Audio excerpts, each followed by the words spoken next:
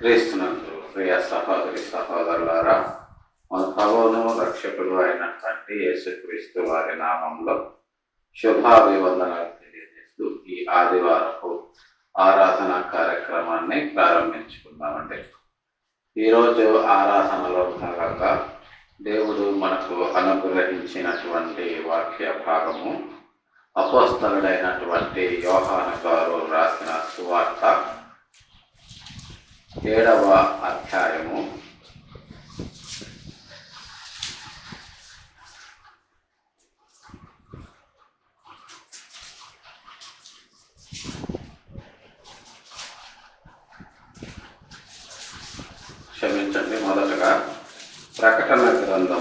2వ అధ్యాయము 17వ వచనాన్ని చూసి మనము యోహాను సువార్త యొద్దకు వద్దాము.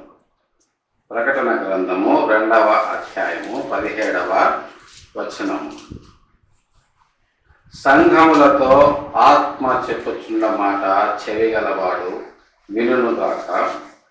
జయించువానికి మరుగై ఉన్న మన్నాను భుజింపనిత్తును, మరియు అతనికి తెల్లారనిత్తును ఆ రాతి మీద చెక్కబడిన ఒక కొత్త పేరును పొందిన వానికే గాని అది మరెవనికి తెలియదు. ఈ సంఘములతో ఆత్మ చెప్పుచున్న మాట చెవిగలవాడు వినుగాక అనేటటువంటి ఈ ఒక్క వచనము యొక్క వివరణను మనము తెలుసుకోవాలి. అంటే మనము ఈ యోహాను గారు రాసినటువంటి ప్రకటన గ్రంథానికంటే ముందు యోహాను గారు రాసినటువంటి సువార్తలోకి మనము వెళ్ళాలి.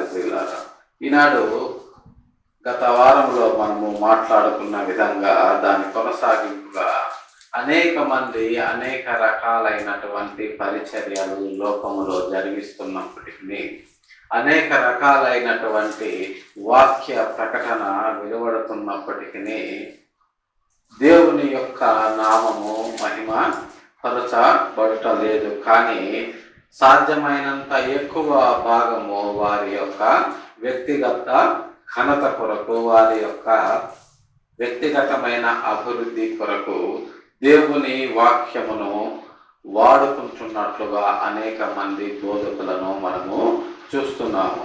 దేవుడి వాక్యమును చూపించి దానిని వివరించలేక దానికి ఒక రకమైనటువంటి కట్టుకథలను పిట్టకథలను అల్లి వారు చెప్పాలనుకున్న దానినే జనులకు బోధిస్తూ దేవుని వాక్యమును మరుగున పడేసేటటువంటి ఈనాటి పరిస్థితుల్లో మనము సత్యవాక్యమును చేతబట్టుకొని మనము సత్యవాక్యమును సరిగా విభజించి దేవుడు అనుగ్రహించేటటువంటి ఆత్మతోటి మనము దేవునిని ఎలా మహిమపరచాలి, దేవుని వాక్యమును సత్యము మరుగు చేయబడిన సత్యమును అనేకులకు మనము ఎలా తెలియచేయాలి అనేటటువంటి అంశాలను అపోస్తలుడైనటువంటి యోహాను గారు, అలాగనే ఆదిమ క్రైస్తవ సంఘ అపోస్తలులైనటువంటి దేవుని పరిచారకులందరూ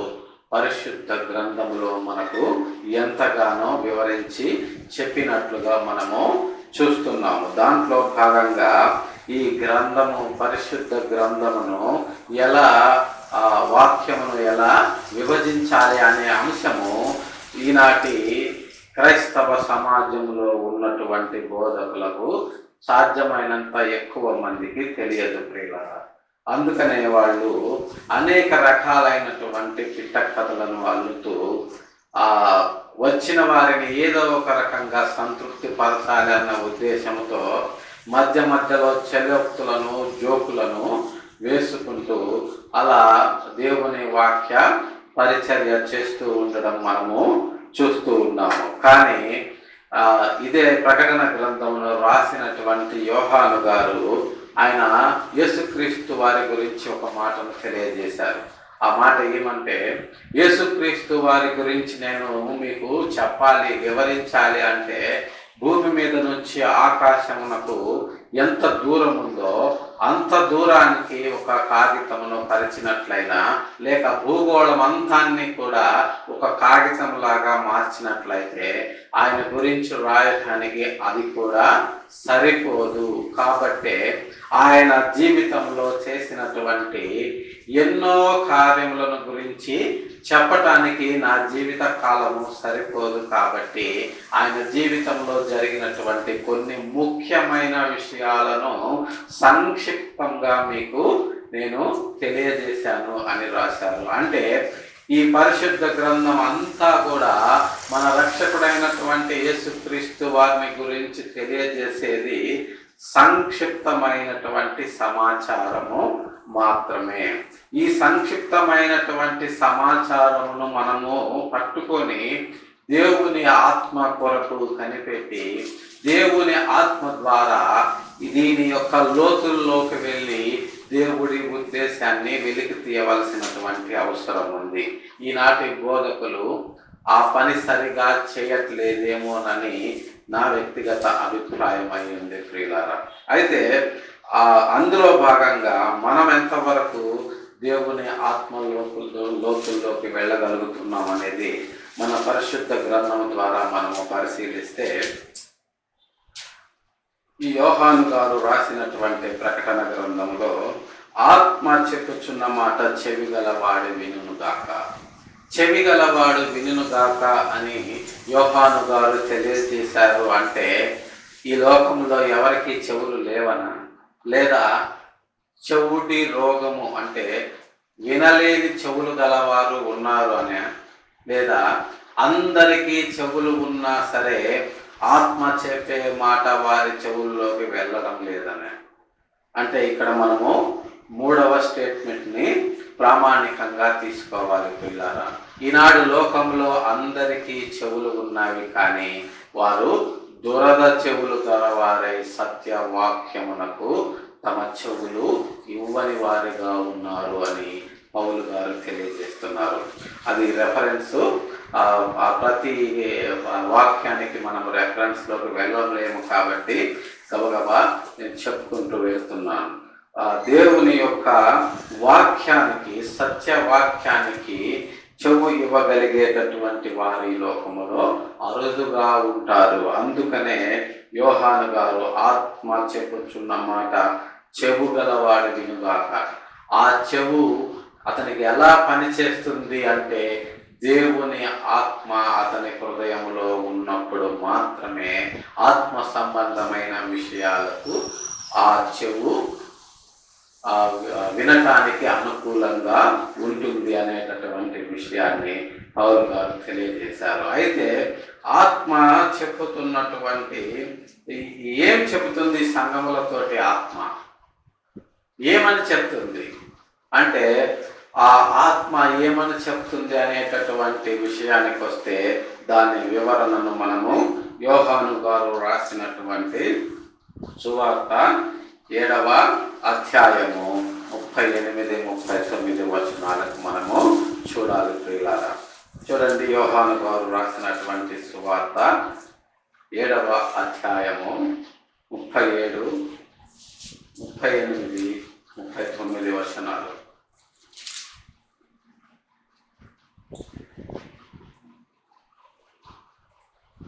ఆ పండుగలో మహాదినమైన అంత్యదినమున యేసు నిలిచి, ఎవడైనను దప్పికొనిన ఎడల నా యొద్దకు వచ్చి దప్పి తీర్చుకొనవలెను. నా యందు విశ్వాసముంచు వాడెవడో లేఖనము చెప్పినట్టు వారి కడుపులో నుండి జీవజల నదులు పారునని బిగ్గరగా చెప్పెను.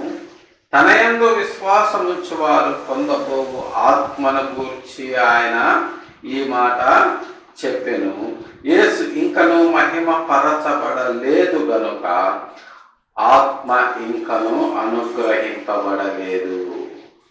ఆయన ఆ పండుగ దినమున దేవాలయంలో ప్రసంగిస్తూ, ఆ పండుగ దినమైనటువంటి పండుగ దినాల్లో చివరి రోజున ఆయన ఈ మాటలు వారికి ప్రకటించడం జరిగింది. అదేమనంటే, దప్పికొనిన ఎడల, ఎవడైనా దప్పికొనిన ఎడల నా యొద్దకు వచ్చి దప్పి తీర్చుకోవలేను. ఈ దాహము సాధారణమైనటువంటి దాహము కాదు ప్రియులారా, ఇది ఆత్మల యొక్క దాహము. దేవుని కొరకు ఆత్మలను సంపాదించాలి అనేటటువంటి దాహము. దేవుని కొరకు ఆత్మలను మనం ఎలా సంపాదిస్తాము అంటే, దేవుని వాక్య ప్రకటన ద్వారా అనేకులను దేవుని వైపు తిప్పటమే దేవుని కొరకు ఆత్మలను సంపాదించటము. ఇది ఆయన ఎవరిని ఉద్దేశించి ఆ మాట ప్రకటించారు అంటే, నాయందు విశ్వాసం ఉంచువాడెవడో లేఖనము చెప్పినట్టు వాడి కడుపులో నుండి జీవజల నదులు పారునని బిగ్గరగా చెప్పను. ఆయన యందు ఎవరైతే విశ్వాసం ఉంచుతారో, ఆయనను ఎవరైతే సొంత రక్షకునిగా స్వీకరిస్తారో, ఎవరైతే ఆయన కొరకు జీవించాలి అని అనుకుంటారో, అలాంటి వారి హృదయములో నుంచి జీవజల నదులు పారుతాయన్నారు. అంటే ఆత్మ యొక్క కుమ్మరింపు అలా ఉన్నప్పుడు వారు ఒక్క దేవుని వాక్యములోని ఒక్క వచనమును పట్టుకొని అనర్గళంగా దేవుని యొక్క వాక్యపు వివరణను ఇవ్వగలిగేటటువంటి ఆత్మ ప్రభావమును దేవుడు వారికి అనుగ్రహిస్తాడు. అది ఆ విషయాన్ని లేఖనములే చెప్పాయని చెప్పి యేసుక్రీస్తు వారు తెలియజేస్తున్నారు. ఆ విషయాన్ని యేసుక్రీస్తు వారి కంటే ముందు 1000 సంవత్సరముల కాలంలో రాజైన దావీదు గారు ఈ విషయాన్ని ప్రకటించారు. ప్రియులారా, మనము రెఫరెన్స్లోకి వెళ్ళనక్కర్లేదు, అంత సమయం లేదు. కానీ నీ వాక్యము నుండి జీవజలపు ఊటలు బయలుదేరును అనేటటువంటి మాటను దావీదు గారు ప్రకటించారు. అదే మాటను ఇక్కడ యేసుక్రీస్తు వారు వారికి తిరిగి ఆయన తెలియజేస్తున్నారు. లేఖనము చెప్పినట్లు అంటున్నారు. అంటే నేను చెప్పినట్లు కాదు, కానీ అది లేఖనమే చెప్పింది. అంటే మీకు ఇచ్చినటువంటి ధర్మశాస్త్రమే చెప్పింది. ఏమనంటే, నాయందు విశ్వాసముంచు వాడి యొక్క కడుపులో నుండి జీవజల నదులు పారును అని ఆయన బిగ్గరగా చెప్పాడంటే గట్టిగా ఆయన నొక్కి వక్కాడించాడు. ఇక దీనికి ఏ రకమైనటువంటి సవరణలు లేకుండా ఆయన చాలా రూఢిగా చెప్పాడు. ఏమనంటే, నా యందు విశ్వాసం ఉంచేవాడి కడుపులో జీవజలాన్ని నేను ఉంచబోతున్నానని. అతను మాట్లాడితే జీవజలపు ఊటలు పారుతాయని, దాని ద్వారా అనేకుల దాహము తీరుతుంది అని, అనేకుల ఆత్మ దాహము తీరుతుంది అనేటటువంటి విషయాన్ని యేసుక్రీస్తు వారు వారికి తెలియజేశారు. కానీ ఈనాటి వాక్య పరిచర్యలో, ఈనాడు అనేక మంది చేస్తున్నటువంటి బోధలలో ఇలాంటి జీవజలపు ఊటలను మనము కనుగొనలేకపోతున్నామని చెప్పడానికి ఎంతగానో చింతిస్తున్నాం ప్రియులారా. ఈ జీవజలపు ఊటలు ఎలా ఉంటాయి, అవి ఎప్పుడు మనకి అనుగ్రహింపబడతాయి అనేటటువంటి విషయాన్ని కూడా యోహాను గారు తెలియజేశారు. అదేమంటే, తన యందు విశ్వాసముంచువారు పొందబోవు ఆత్మను గూర్చి ఆయన ఈ మాట చెప్పాను. అంటే ఆయన యందు విశ్వాసం ఉంచిన తరువాత ఆ విశ్వాసికి ఏం జరగబోతుంది, ఆ విశ్వాసికి ఆయన ఏం అనుగ్రహించబోతున్నాడు అనేటటువంటి అంశాలను, అంటే భవిష్యత్తులో జరగబోయేటటువంటి అంశాలను యోహాను గారు మనకు అప్పుడే తెలియజేశారు. అంటే ఈనాడు మనము చేస్తున్నటువంటి పని గురించి, ఈనాడు మనము ప్రకటిస్తున్నటువంటి ప్రకటనల గురించి, ఈనాడు మనము మన మాటల ద్వారా దేవుణ్ణి మహిమపరుస్తున్నటువంటి ఈ కార్యక్రమాల గురించి 2000 సంవత్సరాలకు పూర్వమే యోహాను గారు తన ఆత్మ ద్వారా తెలియజేయడం జరిగింది. ప్రియులారా, ఆయనను పొందబోవు ఆత్మను గురించి ఆయన ఈ మాట చెప్పారు. అప్పటికి ఆత్మ అనుగ్రహింపబడలేదు. ఎందుకంటే యేసు ఇంకను మహిమపరచబడలేదు కనుక ఆత్మ ఇంకను అనుగ్రహింపబడలేదు. యేసుక్రీస్తు వారు మహిమపరచబడాలి, మనకు ఆత్మ కుమ్మరింపు జరగాలి అంటే యేసుక్రీస్తు వారు మహిమపరచబడాలి. అంటే యేసుగా ఉన్నాడు, అంటే రక్షకునిగా ఉన్నాడు. ఆ సమయంలో ఆయన క్రీస్తు ఎప్పుడయ్యాడు అంటే ఆయన శిలువ మరణము నొంది 3వ దినాన మరణాన్ని జయించి పునరుత్థానుడైన తరువాత ఆయన క్రీస్తు అయ్యాడు ప్రియులారా. అప్పుడు ఆయన మహిమపరచబడ్డాడు. అప్పుడు ఆయన తండ్రి యొక్క మహిమలోనికి కొనిపోబడ్డాడు. అంటే ఇప్పుడు యేసుక్రీస్తు వారు ఎక్కడ ఉన్నాడని మనకు అర్థమవుతుంది అంటే ఆయన మహిమలో ఉన్నాడు. ప్రస్తుతం ఆయన మహిమపరచబడ్డాడు అంటే మనకు ఆ ఆత్మను అనుగ్రహించాడు అని అర్థమవుతుంది. అది అనుగ్రహించాడా లేదా అని మనము పరిశుద్ధ గ్రంథాన్ని పరిశీలించినప్పుడు ఆ మాటను కూడా యోహాను గారే మనకు తెలియజేశారు ప్రియులారా. యోహాను సువార్త 14వ అధ్యాయము 16వ వచనము 26వ వచనమును మనము గమనించినప్పుడు,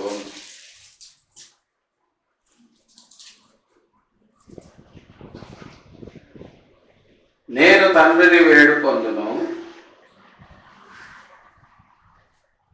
మీ యొద్ద ఎల్లప్పుడూ ఉండుటకై ఆయన వేరొక ఆదరణకర్తను అనగా సత్యస్వరూపియగు ఆత్మను మీకు అనుగ్రహించును.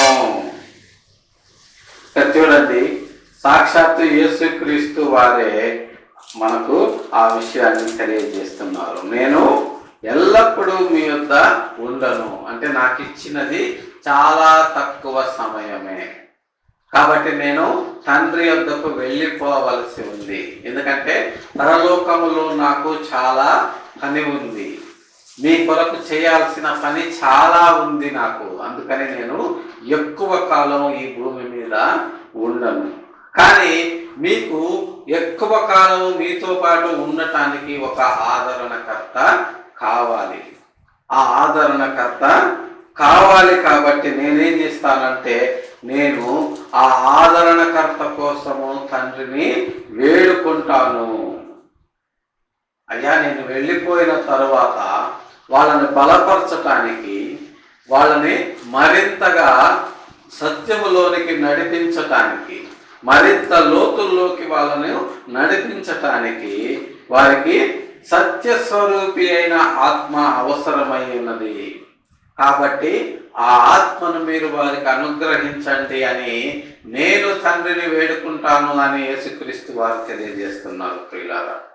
యేసుక్రీస్తు వారు ఎప్పుడు ఆ సత్యస్వరూపి ఆత్మను మనకు అనుగ్రహించబోతున్నాడు అంటే ఆయన మహిమపరచబడి మహిమలోకి వెళ్ళిపోయిన తర్వాత నిత్యము మనతో ఉండటానికి ఒక ఆదరణకర్త అయినటువంటి సత్యస్వరూపి ఆత్మను ఆయన మనకు అనుగ్రహించాడు.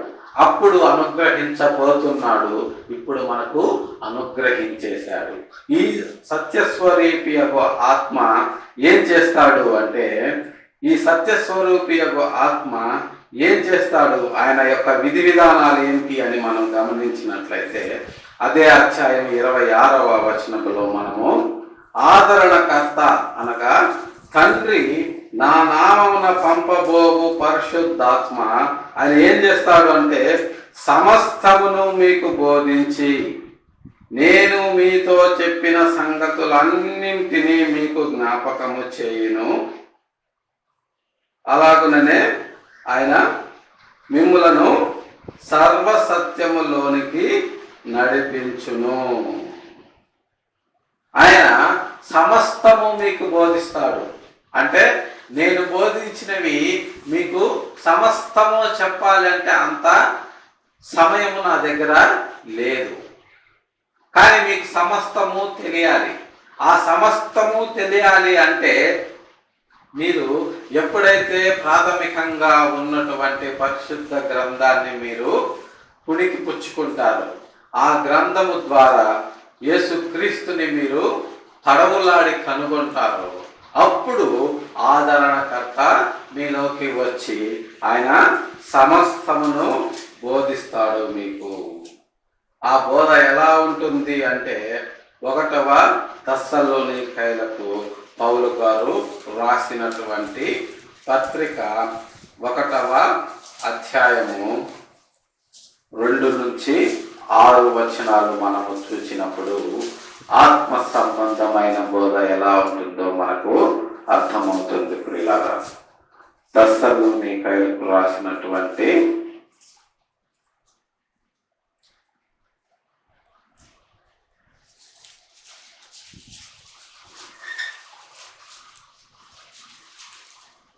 మొదటి పత్రిక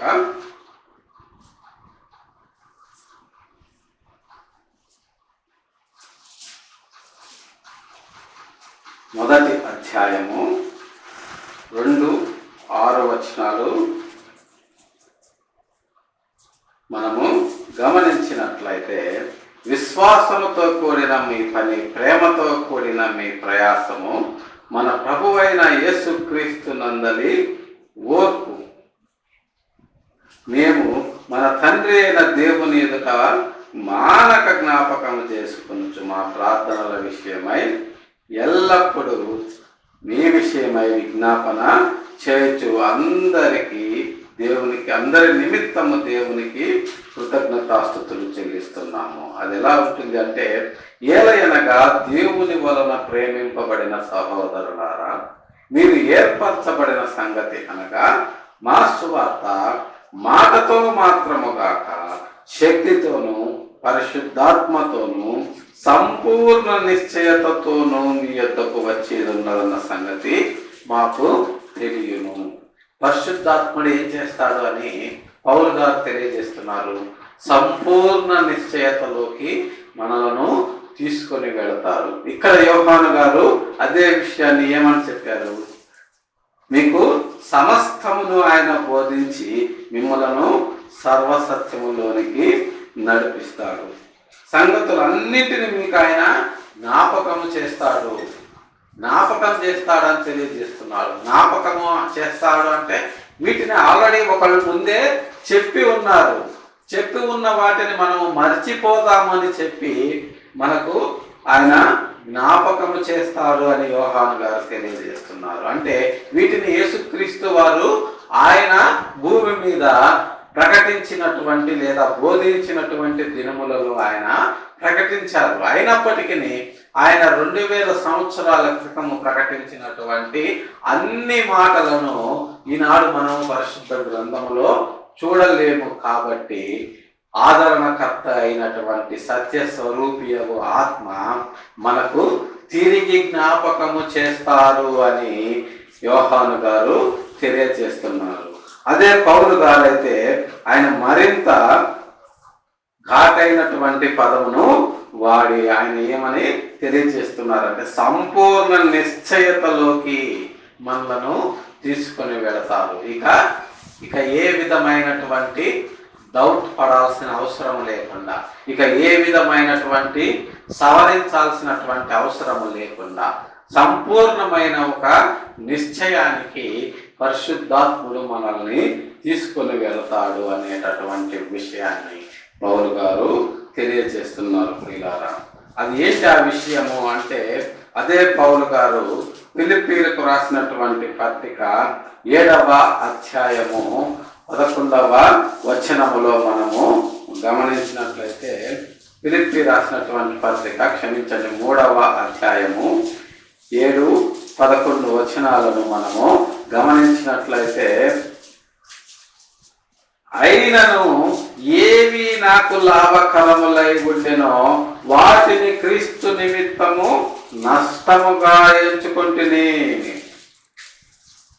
ఈ విషయాన్ని ఆత్మను పొందినటువంటి పౌలు గారు ఆ ఆత్మ నడిపింపు ద్వారా మనకు తెలియచేస్తున్నారు. ప్రియులారా, ఏవైతే నాకు లాభకరములై ఉన్నాయో అంటే ఆయన లాభముగా అంటే సౌఖ్యముగా ఈ లోకంలో ఎలా జీవించాడు అనేది మనం గతంలో ఎన్నోసార్లు మాట్లాడుకున్నాము. ఆయన చిటికేస్తే ఆయనను స్నానం చేయించటానికి దాదాపు 15-16 మంది పరిచారకులు వచ్చేవారు. అలాంటి పరిస్థితుల్లో నుంచి తరువాత పౌలు గారు ఎలా మారిపోయాడు అనేటటువంటి విషయాన్ని మనము ఇప్పుడు చూద్దాం. ఆ ఆ రకమైనటువంటి లాభకరమైన పరిస్థితుల్లో ఉన్న పౌలు గారు ఆ లాభకరమైనటువంటి లగ్జరీ అంతా కూడా ఆయన క్రీస్తు నిమిత్తము నష్టముగా ఎంచుకున్నాడు ప్రియులారా. అలాగుననే 11వ వచనాన్ని గమనిస్తే,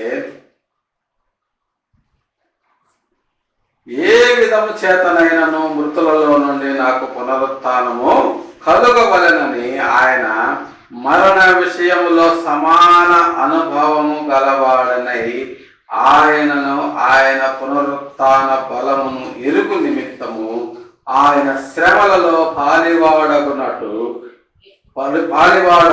ఎట్టిదో ఎరుగు నిమిత్తము సమస్తమును నష్టపరుచుకొని వాటిని పెంటతో సమానముగా ఎంచుకుంటున్నాను. నేను నష్టపరచుకోవట్లేదు, ఆయన కొరకు వాటిని త్యాగము చేయడం మాత్రమే కాకుండా ఆయనతో ఆయన మరణానుభవములో సమాన అనుభవము కలవాడనై ఉండునట్లు ఆయన పునరుత్థాన బలాన్ని నేను పొందడం కోసము నాకు కలిగినదంతా కూడా నేను పెంటతో సమానముగా ఎంచుకొనుచున్నాను. అంటే దాని అర్థము, నాకు కలిగినది ఏది కూడా నాకు పునరుత్థాన బలాన్ని ఇవ్వలేదు, ఒక్క యేసుక్రీస్తు వారు తప్ప. నాకు కలిగింది ఏది కూడా నా చావుని ఆపలేదు. నేనెంత ఆస్తిపరుడునైనా సరే, నేనెంత అధికారం కలిగిన వాడనైనా సరే, నేనెంత జ్ఞానినైనా సరే, ఏది కూడా మరణము నుంచి నన్ను రక్షించలేదు, చనిపోయిన నన్ను తిరిగి లేపలేదు. పునరుత్థాన బలం అంటే అదే ప్రియులారా. ఆ పునరుత్థాన బలము కలిగినటువంటి వ్యక్తి ఈ ప్రపంచములో లేదా ఈ లోకములో ఎవరైనా ఉన్నారు అంటే అది ఒక్క యేసుక్రీస్తు వారు మాత్రమే. ఆయనను మనము రక్షకునిగా స్వీకరించుట ద్వారానే మనము పునరుత్థాన బలము కలిగిన వారముగా అవుతాము. దాని నిమిత్తము నాకు కలిగిన వాటన్నింటినీ, అంటే నాకు కలిగిన వాటిలో విలువైనది ఏదైతే ఈ లోకం అనుకుంటుందో దానంతటిని కూడా విలువలేని దానిగా, అంటే పెంటతో సమానముగా నేను ఎంచుకొనుచున్నాను అని పౌలు గారు తెలియజేస్తున్నారు. ఇది సంపూర్ణ నిశ్చయత. అంటే సంపూర్ణ నిశ్చయతకు ఒక మనిషి ఎలా రాగలడు అంటే అది ఆయన అనుగ్రహించేటటువంటి జీవజలపు ఊట అయినటువంటి తన ఆత్మ ద్వారానే ప్రియులారా. ఆ తర్వాత ఆయన పరిస్థితి ఎలా అయిపోయింది అంటే, పౌలు గారి పరిస్థితి ఎలా మారిపోయింది అంటే 2వ కొరింథీయులకు రాసినటువంటి పత్రిక 11వ అధ్యాయము 27వ వచనాన్ని మనం గమనిస్తే, యేసుక్రీస్తు వారి నిమిత్తము ఆయనకున్నదంతా కూడా ఆయన వదిలివేసుకున్న తరువాత ఆయన పరిస్థితి ఎలా అయిపోయిందంటే ప్రియులారా, 11వ అధ్యాయము 2వ కొరింథీ 27వ వచనాన్ని మనం గమనిస్తే, ప్రయాసముతోనూ కష్టములతోనూ తరచూ జాగరణములతోనూ ఆకలి దప్పులతోనూ తరచూ ఉపవాసములతోనూ చలితోనూ దిగంబరత్వముతోనూ ఉంటిని. ఇకను చెప్పవలసినవి అనేకములున్నవి అని ఆయన తెలియజేస్తున్నారు. సమస్తము ఆయన వదిలేసుకున్న తర్వాత ఆయన పరిస్థితి ఎలా అయిపోయిందో చూడండి ప్రియులారా. కష్టాలతో, తరచూ జాగరణములతో, అంటే నిద్రలేని రాత్రులు, అనేక రకాలైనటువంటి కష్టాలు, అంటే ఈ లగ్జూరియస్ లైఫ్ అంతా కూడా పోయింది. ఇప్పుడు కనీసం కంటి నిండా నిద్ర లేనటువంటి పరిస్థితి వచ్చేసింది. ఆకలి దప్పులు, కొన్ని రోజులు ఆహారం లేని పరిస్థితికి వెళ్ళిపోయాడు. 4-5 రోజులు ఆయన ఆహారం లేకుండా గడిపినటువంటి సందర్భాలను మనము పరిశుద్ధ గ్రంథములో చూస్తాము. దిగంబరత్వము అంటే సరి అయిన బట్టలు లేని పరిస్థితి, అంటే చిరిగిపోయిన మాసిపోయినటువంటి బట్టలు లేని పరిస్థితి. ఇంకను చెప్పవలసినవి అనేకములున్నవి, ఇంకా ఎన్నో చెప్పాల్సినవి ఉన్నాయి. అంటే ఆయన దేవుని కొరకు ఆయన పడినటువంటి కష్టములు ప్రియులారా. అంటే ఈ కష్టాలన్నీ మనల్ని పడమని ఆయన చెప్పట్లేదు, కానీ ఇంత భయానకమైనటువంటి పరిస్థితులని మీరు కోరి తెచ్చుకోండి అని ఆయన చెప్పట్లేదు, కానీ ఆనాటి ఆర్థిక సామాజిక పరిస్థితులను బట్టి ఆయన దేవుని కొరకు అలా వాటిని అనుభవించాడు అని చెప్పి తన అనుభవాన్ని ఆయన మనకు తెలియజేస్తున్నారు. ఇలాంటి పరిస్థితుల్లో ఈనాడు వాక్య ప్రకటన చేస్తే ప్రజలు వింటారా? వినరు ప్రియులారా. ఎందుకంటే ఈనాడు ప్రజలు వాక్యము వినాలి అంటే చాలా చెప్పేటటువంటి బోధకుడు చాలా ఉన్నతంగా ఉండాలి, మంచి బట్టలు సూట్ వేసుకొని ఉండాలి, ఒక పెద్ద స్టేజీ ఉండాలి, దానికి అటు ఇటు 4 LED లైట్లు ఉండాలి, ఒక పెద్ద సౌండ్ సిస్టమ్ ఉండాలి, ఆ స్టేజీని సుందరంగా అలంకరించి ఉండాలి. ఇంత హంగు ఇంత ఆర్భాటము ఉంటేనే ఈనాడు ప్రజలు దేవుని వాక్యము వినడానికి వస్తున్నారు. అదే విషయాన్ని యోహాను గారు ప్రకటన గ్రంథంలో తెలియజేశారు. వీరా ఆత్మ చెప్పు మాట చెవు గలవాడు వినుగాక అని. ఆత్మ చెప్పే మాట చెవి గలవాడు ఎలా వింటాడు అంటే కష్టములతో, తరచూ జాగరణములతో, ఆకలి దప్పులతో పౌలు గారు వాక్యాన్ని ప్రకటించారు. ఈనాడు ఆ పరిస్థితుల్లో వాక్యాన్ని ప్రకటిస్తున్నటువంటి బోధకులను చూసి క్రైస్తవ సమాజమే హేళన చేస్తుంది ప్రియులారా. వీడికి బ్రతకటం చేతగాక బైబిల్ పట్టుకొని దేవుని పని చేస్తున్నానని చెప్తున్నాడు అనేటటువంటి హేళనకి క్రైస్తవ సమాజము మారిపోయింది ప్రియులారా. ఈనాడు పౌలు గారిలాగా అనేక రకాలైనటువంటి పేదరికాల్ని, కష్టాల్ని, నష్టాల్ని అనుభవిస్తూ కూడా దేవుడి కొరకు పనిచేస్తున్నటువంటి నిజమైన సేవకులను ఈ క్రైస్తవ ప్రపంచం గుర్తిస్తుందా అంటే గుర్తించట్లేదని మనము చెప్పుకోవచ్చు ప్రియులారా. ఆనాడు ఉన్నటువంటి ఆర్థిక సామాజిక పరిస్థితులను బట్టి ఆ పరిస్థితుల్లో పౌలు గారు ఉన్నా సరే ఆయన ప్రకటించినటువంటి వాక్యము బలమైనదని ఆనాటి ప్రజలు విన్నారు. కానీ ఈనాటి ప్రజలు వినే పరిస్థితుల్లో లేరని గతంలో మనం చూసినటువంటి ఎన్నో అనుభవాలు మనకు తెలియజేస్తున్నాయి ప్రియులారా. కానీ హంగు ఆర్భాటాలతో, సూటు బూట్లతో ఉన్నటువంటి సేవకులు వారు చేసే ప్రకటన సంపూర్ణ నిశ్చయతలోకి మనిషిని తీసుకెళ్తుందా అంటే తీసుకువెళ్ళలేని పరిస్థితి. ఎందుకంటే వాళ్ళు లోక సంబంధమైన ఆర్భాటాలకే ప్రాధాన్యతనిస్తున్నారు. కాబట్టి వారికి కలిగినది సమస్తము దేవుని కొరకు పెంటగా ఎంచుకోలేదు. కాబట్టి దేవుడు తన ఆత్మను వారికి అనుగ్రహించడు ప్రియులారా. ఎవరికి తన ఆత్మను అనుగ్రహిస్తారు అంటే ఇదిగో పౌలు గారి లాంటి వాళ్ళకి, యోహాను గారి లాంటి వారికి. అలాగా దేవుని కొరకు అంటే వారిలాగా వారి స్థాయిలో మనము పని చేయవలసిన అవసరం లేకపోయినప్పటికీ మనకున్నంతలో మనము సంపూర్ణ నిశ్చయత కలిగి మన పూర్ణ హృదయంతో, మన పూర్ణ ఆత్మతో మనము దేవుడిని ప్రకటించినప్పుడు, దేవుడిని తడవలాడి కనుగొన్నప్పుడు ఆయన తప్పకుండా తన ఆత్మను, జీవజలపు ఊటలను మనకు అనుగ్రహించేవాడుగా ఉన్నాడని చెప్పి మన ప్రభువును రక్షకుడైనటువంటి యేసుక్రీస్తు వారి నామంలో తెలియజేస్తున్నాను ప్రియులారా. కాబట్టి ప్రకటన గ్రంథంలో యోహాను గారు తెలియజేసినట్లుగా సంఘములతో ఆత్మ చెప్పే మాటను మనము వినగలిగే చెవి గలవారముగా, చెప్పే బోధకుడు ఏ పరిస్థితుల్లో ఉన్నా సరే అతని యొక్క ఆత్మ నిశ్చయతను మనము కనుగొనే వారముగా ఉండి దేవుని ఆత్మ నడిపింపుతో కూడినటువంటి మాటలకు మన చెవుని ఇచ్చి ఈ లోక సంబంధమైన హంగు ఆర్భాటాలకు దూరముగా ఉండి దేవుని యొక్క వాక్యమును, సత్య వాక్యమును సరిగా విభజించి ప్రకటించే వారికి చేయూతనివ్వాలని మన ప్రభువును రక్షకుడైనటువంటి యేసుక్రీస్తు వారి నామంలో ప్రేమపూర్వకంగా తెలియజేస్తూ ఈ కొద్ది మాటలు దేవుడు మన రీతిలో దీవించినట్లు ప్రార్థన చేసుకుందాం. ప్రేమ కలిగిన మా తండ్రి, పరిశుద్ధమైన మా ప్రభు, ఉదయకాల సమయంలో మీ పాద సన్నిధికి చేర్చి మిమ్మల్ని స్తుతించి ఆరాధించి గణపరిచి నా ప్రభువా మీ ఆత్మకు సంబంధించినటువంటి లోతైన విషయాలను మేము ధ్యానించడానికి మీరు మాకు అనుగ్రహించినటువంటి గొప్ప భాగ్యమును బట్టి మీ పాదాలు వందనాలు చెల్లించుకుంటున్నాం. ఉదయకాల సమయంలో నా ప్రభువా ఆదరణకర్త అయినటువంటి సత్య స్వరూపియము ఆత్మను గూర్చిన అనేకమైనటువంటి విషయాలను ఈనాడు మేము ధ్యానించడానికి మీరు మాకు అనుగ్రహించినటువంటి ఈ గొప్ప సమయాన్ని బట్టి మీ పాదాలు వందనాలు చెల్లించుకుంటున్నాం.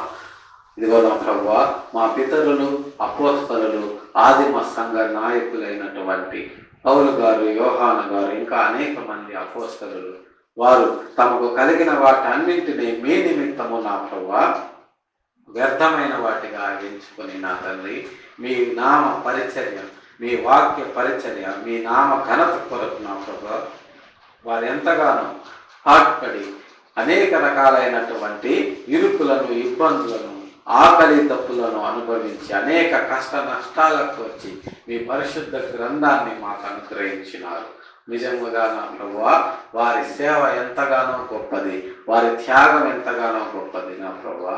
వారు చేసినటువంటి సేవ ముందు మేము చేసినది ఏ పాటిది నా ప్రభువా. అయినప్పటికీ నా తండ్రి మా జీవితంలో మీరు మాకు అనుగ్రహించినటువంటి ఆత్మ కొలది మా శక్తి వంచన లేకుండా మా పూర్ణ హృదయంతో, మా పూర్ణ ఆత్మతో నా ప్రభువా మేము మీ కొరకు చేస్తున్నటువంటి ఈ పనిని నా ప్రభువా దీవించండి, ఆశీర్వదించండి, పరిశోధించండి, పరిశీలించండి నా ప్రభువా. మరింత ఎక్కువగా నా తండ్రి మీ కొరకు పని చేయడానికి కావలసినటువంటి ఆత్మ కుమ్మరింపును మాకు అనుగ్రహించి మమ్మల్ని ముందుకు నడిపించమని మీ పాద సన్నిధిలో వేడుకుంటున్నాం. అలాగే ఉదయకాల సమయంలో నా ప్రభువా ఇంకా నా తండ్రి కూడి వచ్చినటువంటి బిడ్డలందరినీ మీ రెక్కల కింద భద్రపరిచి కాపాడండి నా ప్రభువా. అనేక రకాలైనటువంటి భిన్నమైన వాతావరణ పరిస్థితుల్లో మేము జీవిస్తుండగా మా ఆరోగ్యములను అలాగునే నా ప్రభువా మా యొక్క ఆయుష్ను కాపాడి ముందుకు నడిపిస్తున్నటువంటి మీ ప్రేమ కొరకే మీ పాదాల వందనాలు చెల్లించుకుంటున్నాం. ఉదయకాల సమయంలో నా ప్రభువా ఇంకా నా తండ్రి దిక్కులేని వారి కొరకు, దీనదరిద్రుల కొరకు, విధవరాల కొరకు మీ పాద సన్నిధిలో విజ్ఞాపన చేయించున్నాం. సహాయం చేయండి. వారి అవసరతల్లో అక్కర్లన్నింటినీ తీర్చి మీరు ఘనతను, మహిమను, ప్రభావమును పొందగలరని అలాగనే ఉదయకాల సమయంలో నా ప్రభువా ఇంకా నా తండ్రి ఎవరెవరైతే వ్యాధి బాధలతో బాధపడుతూ స్వస్థత కొరకు మీకు మొరపెట్టుచున్నారో నా ప్రభువా మీ చిత్తమైతే మీ గాయపడ్డ హస్తముతో వారిని ముట్టి వారికి స్వస్థతను అనుగ్రహించమని అలాగే ఉదయకాల సమయంలో నా ప్రభువా సార్వత్రిక సంఘంలో జరుగుతున్నటువంటి మీ వాక్య పరిచర్య నిమిత్తం మరి ఒకసారి మీకు మొరపెట్టుచున్నాం. సహాయం చేయండి.